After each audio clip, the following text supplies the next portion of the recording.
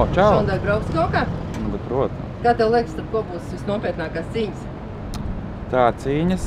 Es domāju, ka pirmā vieta ir aizņemta, jo Emils ir pārāk ātrs. Un otrā, trešā vieta Jānīts Korga. Es domāju, ka tā kaut kā ir. Paldies, lai tev veiks! Čau! Nu, es jau domāju, ka te jau, teiksim kā, šo sezonu ir, Emils tāpat ar Korgu cīnīsies, es tā domāju. Tas ir viņi savā starpā. Es domāju, divas iespaidīgākie braucēji, labākie braucēji patreiz, kas ir, tas ir Emīliņš ar Korgu.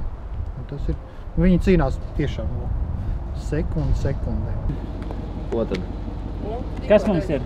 Norvēģis, ja? Norvēģis, Viņš būs ātrs, jā. Es domāju, ka Mežoks arī labi uzbrauks. Jā. Tur tomēr ir pieredze un vēsture. Cimdiņš būs tev interesants. Es domāju, Jā. ka ļoti būs interesants cimdiņš. Gunčam mums būs Jā. Vēl tad ir. Popovs tāpat kaut ko varētu uzlaist. Popovs tik arī ir. Ai, nevarēšu vakarā jau aizmīt. Pa savu klasi, es domāju, ka tur varētu būt, kad Emīls, Blums, Emīls Korge, Bergmanis, Vorobjovs, es domāju, tur tas četrnieks varētu maisīties. Viss var gadīties. Es domāju, ka šajā kabinetā starp mums ar Gunti būs cīņa. Loģis būs ātrs, mēs jau prātīgi veidīsim. Emīls ar Korgi droši vien atkal taisīs šovu, sekundžu, simtaļu šovu. Varbūt jau Jānis jau var noteikt, kad nebrauks pēc scenēm vien.